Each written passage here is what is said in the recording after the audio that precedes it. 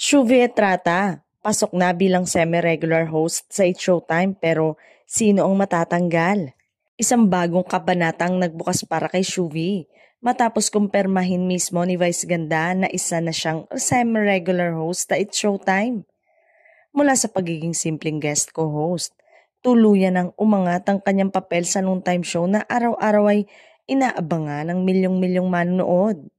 Ayon kay Vice, si Shuvi, hindi na lang guest, semi-regular na siya dito sa Showtime.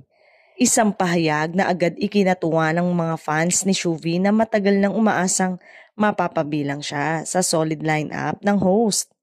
Pero kasabay ng good news, may matindiring pasabog, may matatanggal umanong host sa programa. Bagamat walang binanggit na pangalan, nagdulot ito ng matinding usapan sa social media. Marami ang nagtanong sino ang papalitan ni Shuvi. May mauurong ba sa original lineup?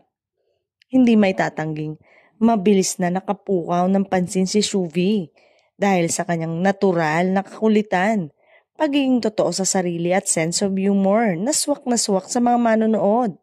Sa bawat segment, nakikita ang chemistry niya sa iba't ibang host, lalo na kay Vice Ganda na tila proud na proud sa kanyang pag-level up. Ngunit para sa loyal fans ng ibang host, may halong kaba at intriga kung totoo ngang may mababawas sa lineup.